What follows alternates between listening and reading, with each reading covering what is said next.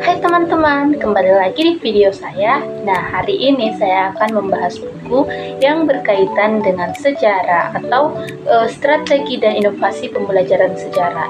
Nah, judul buku yang saya akan review atau bahas hari ini berjudul Seputar Pembelajaran Sejarah, Isu, Gagasan, dan Strategi Pembelajaran Sejarah. Nah, buku ini ditulis oleh Heri Sutanto yang terbit pada tahun 2014 oleh penerbit Aswaja Presindo di Yogyakarta. Mengapa saya memilih buku ini? Ya tentunya karena buku ini berkaitan dengan mata kuliah yang saya pelajari, yaitu strategi dan inovasi pembelajaran sejarah. Nah, langsung saja ke pembahasannya. Jadi buku ini terbagi menjadi dua bagian yang terdiri dari 5 bab. Yang bagian pertama yaitu telaah konseptual yang berisi 3 bab, bab 1, bab 2, dan bab 3. Dan kemudian bagian kedua yaitu aplikasi didaktif sejarah yang mencakup bab 4 dan bab 5. Apa sih perbedaan keduanya? Nah, sesuai dengan namanya, bagian pertama fokus membahas apa sih alasan kita harus belajar sejarah, bagaimana sih peran pembelajaran sejarah ini kepada pembentukan karakter bangsa, nasionalisme, budaya, dan lain-lain. Sedangkan bab kedua fokus pada bagaimana sih tujuan pembelajaran sejarah dan bagaimana sih strategi pengaplikasian atau bagaimana sih cara mengajarkan sejarah ini kepada murid-murid supaya terlihat lebih menyenangkan dan mencapai tujuan pembelajaran sejarah atau tujuan belajar sejarah untuk bangsa Indonesia.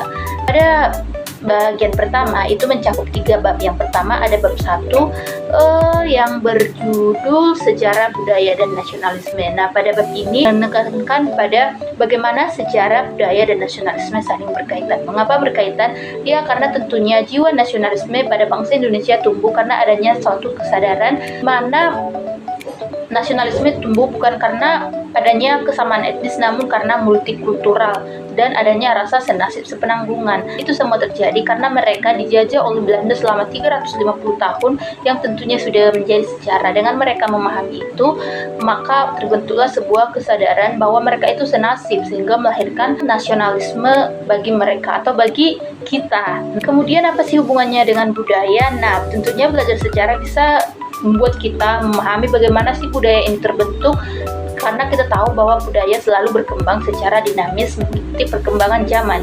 Jadi dengan kita belajar sejarah, kita bisa mengetahui apa sebenarnya budaya kita dahulu dan bisa tetap menjaganya supaya tidak hilang di tengah gempuran budaya-budaya asing yang telah masuk ke Indonesia saat ini.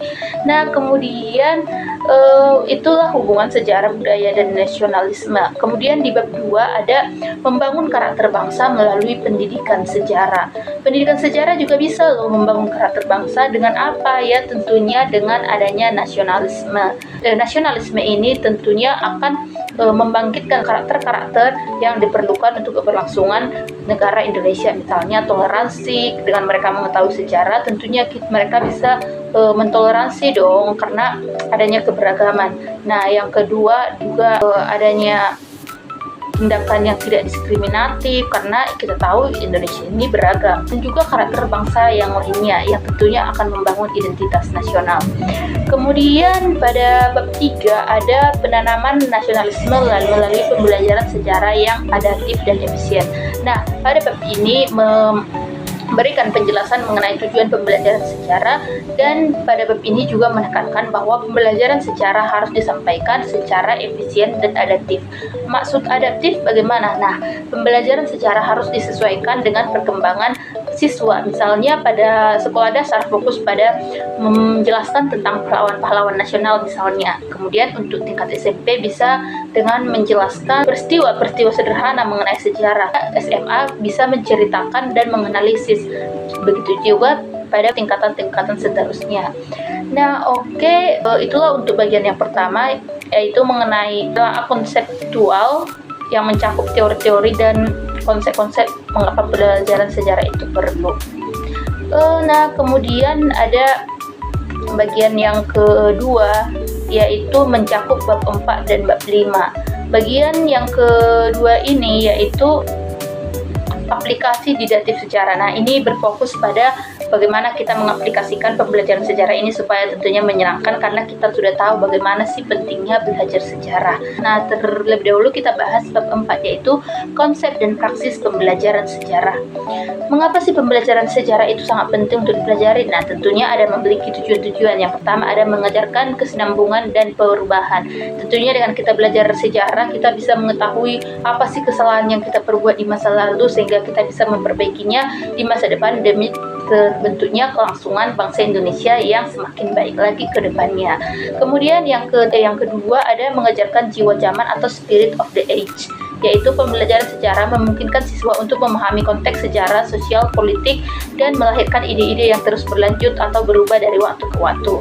Nah, yang berikutnya ada bersifat kronologis. Dengan kita belajar sejarah, kita bisa mengetahui bagaimana sih urutan peristiwa secara teratur yang menyebabkan sebuah kejadian di Indonesia. Misalnya di kejadian sekarang juga kita bisa menganalisisnya dari sejarah. Yang berikutnya ada mengajarkan perilaku manusia, yaitu pada dasarnya sejarah adalah tentang manusia dan pilihan yang mereka buat. Pembelajaran sejarah yang baik harus dapat memberikan pemahaman dan motivasi, tindakan dan dampaknya terhadap masyarakat. Kemudian di bab 5 ada desain dan strategi serta evaluasi pembelajaran sejarah. Pada bab ini sudah mulai membahas bagaimana sih cara belajar sejarah yang menyenangkan, mencakup desain, strategi, dan bagaimana evaluasinya. Nah, pembelajaran sejarah harus disampaikan dengan strategi dan desain serta evaluasi yang menyenangkan. Guru bukan hanya sebagai penyampai informasi, namun sebagai teman atau media untuk memberikan informasi kepada siswa, namun dengan metode yang menyenangkan. Nah, guru dituntut untuk membuat perangkat seperti silabus atau RPP atau rencana pelaksanaan pembelajaran yang di dalamnya harus jelas identitas, mata pelajaran, dan kompetensi dasar yang akan diraih oleh peserta didik. Guru juga harus menjelaskan tujuan pembelajaran yang dirumuskan dengan prinsip ABCD. Yang pertama audiens, yaitu peserta didik; behavior, yaitu perilaku yang diharapkan kepada peserta didik setelah mempelajari sejarah. Kemudian ketiga ada C, yaitu condition, yaitu kondisi yang diberikan guru kepada siswa supaya belajar lebih fleksibel. Dan yang berikutnya ada di J, yaitu tingkat pencapaian. Bagaimana sih siswa memahami pelajaran atau materi yang disampaikan oleh guru tersebut. Nah, dengan perencanaan ini tentunya guru bisa memastikan bahwa pelajaran diberikan sesuai dengan target kurikulum. Oh iya, pada buku ini karena mungkin tahun 2014 jadi masih membawa kurikulum K13 atau kurikulum 2013. Jadi ini belum sesuai dengan kurikulum Merdeka. Nah, disinilah kemutakhirannya sedikit lemah yang akan kita bahas nanti. Dan kita akan membahas contoh dan model strategi pembelajarannya. Nah, di buku ini memberikan beberapa model pembelajaran sejarah yang bisa digunakan oleh guru. Yang pertama ada model pembelajaran inquiry. Model ini menantang siswa untuk menyelidiki secara mandiri informasi sejarah, alih-alih hanya menerima mentah-mentah dari buku. Nah, siswa diajak untuk menggali sendiri bagaimana sih sebenarnya peristiwa itu terjadi menurut pemahaman mereka. Bagaimana sih contohnya? Contohnya itu guru bisa memberikan dokumen asli peristiwa sejarah kepada siswa, misalnya teks proklamasi, lalu siswa bisa menganalisis teks proklamasi ini sesuai pemikiran mereka. Yang kedua ada model pembelajaran berbasis masalah atau PBL. Nah, ini bukan hanya di K13 namun di kurikulum Merdeka juga diterapkan, karena model pembelajaran berbasis masalah ini mungkin terbukti ya untuk menunjang pembelajaran. Jadi dipertahankan dari kurikulum KTSP ke 2013 ke kurikulum Merdeka, karena dari buku pembanding yang saya baca di kurikulum KTSP juga disebutkan ada model pembelajaran berbasis masalah. Jadi ini lumayan bagus untuk menunjang proses pembelajaran. Sebenarnya bagaimana sih model pembelajaran berbasis masalah ini? Nah, guru memberikan sebuah permasalahan kepada peserta didik, kemudian disuruh untuk menganalisisnya, untuk menyelesaikannya dan memberikan solusi terhadap permasalahan tersebut.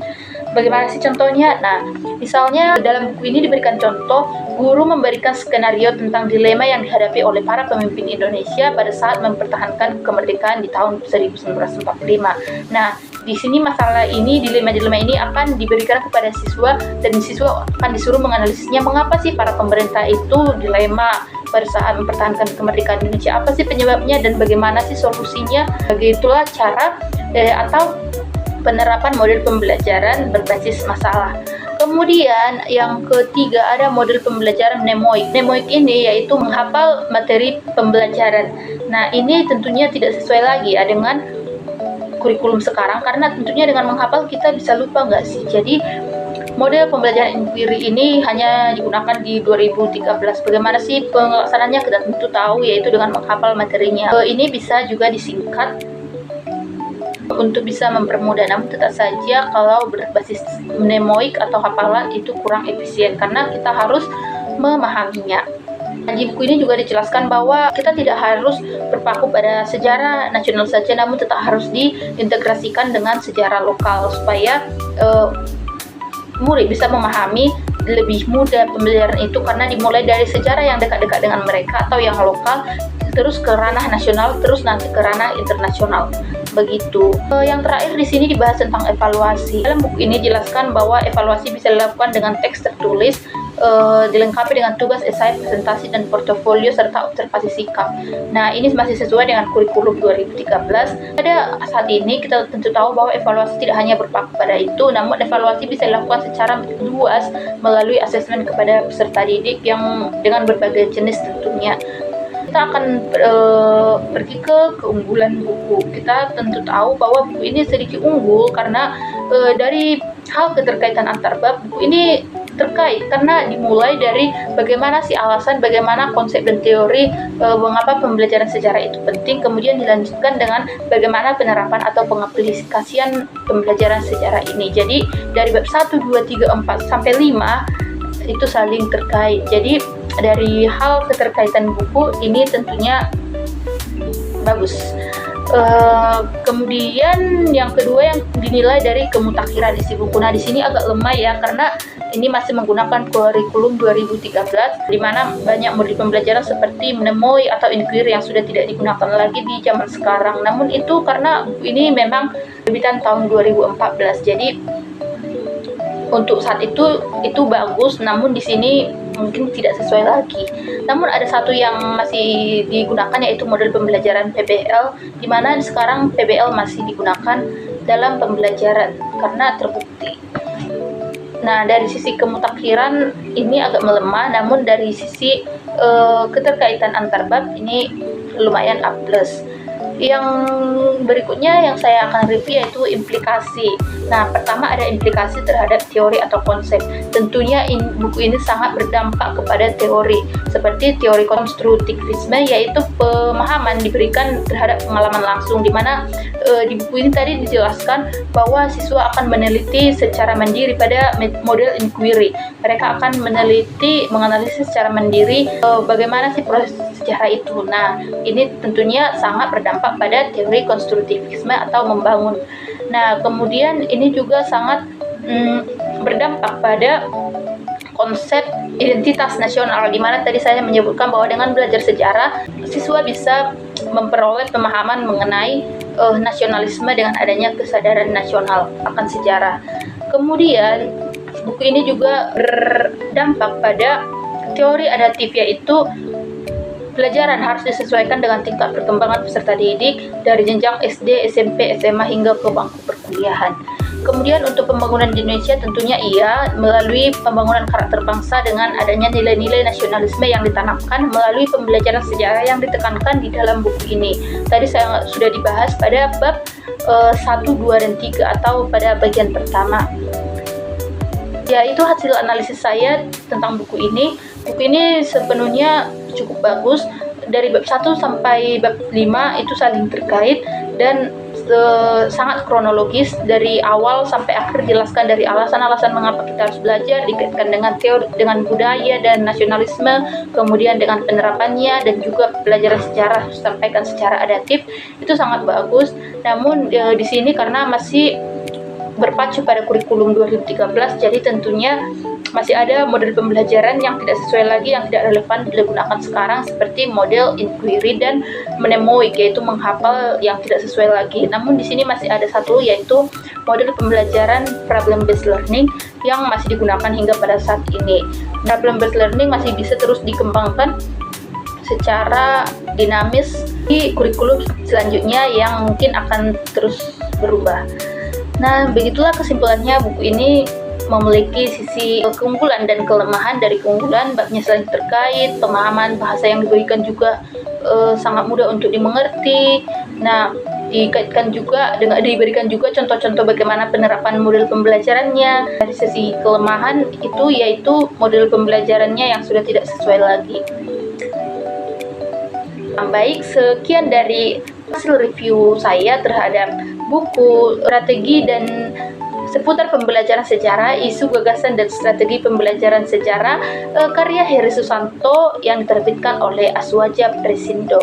Semoga hasil critical book report saya ini bisa bermanfaat untuk pembaca yang ingin membaca buku tersebut. Buku ini juga masih bisa digunakan untuk mempelajari bagaimana strategi pembelajaran sejarah. Kita juga bisa mengembangkan model-model pembelajaran yang sudah tidak relevan itu, jika dikembangkan atau dimodifikasi, masih bisa digunakan untuk saat ini. Nah, demikian dari hasil critical book report saya. Terima kasih, dadah.